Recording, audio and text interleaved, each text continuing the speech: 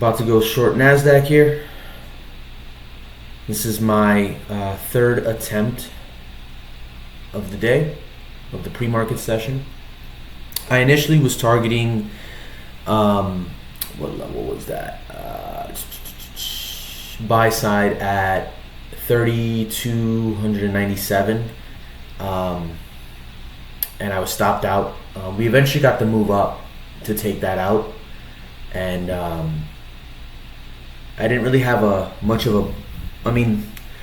I guess initially on the higher time frames I was bullish, but I was a little hesitant.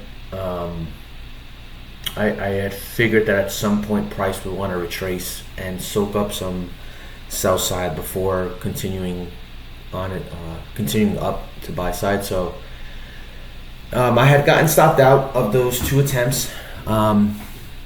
I didn't risk much. I lost about $250 on each trade, so my risk was managed, and I wanted to give myself a third opportunity if it presented itself. So at 8:15 we had that massive run up that took out that initial buy side that I was looking for, and I wanted to see how he reacted with the BISI that formed.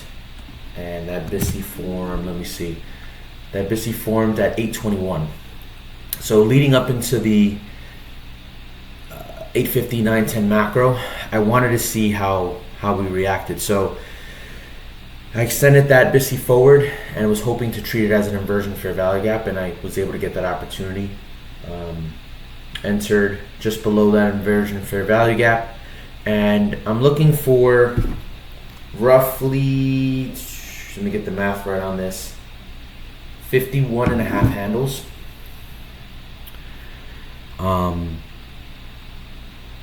Or at the very least, an opportunity to mitigate a majority of my loss. So I'm just keeping an eye on this trade, managing my risk correctly.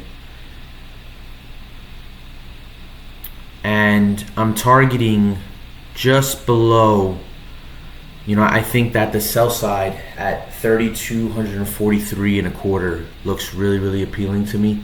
I look at that as new traders putting their sell stops underneath that. That's like a very easy target for smart money. Almost treating that like a Judas swing to get longs off sides. So when I saw that, I got really excited. I kind of had an idea what price was doing here.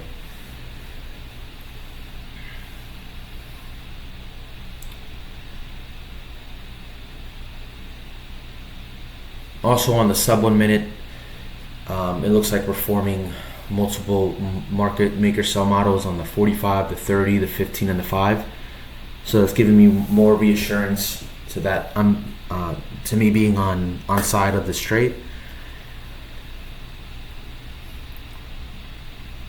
Again, when the higher time frames are a little blurry, drop down to the sub 1 minutes, and vice versa. When the sub 1 minutes and the lower time frames are blurry, go up to the higher time frames, and you'll be able to kind of see what price is doing. So now we have entered the 8:59.10 macro.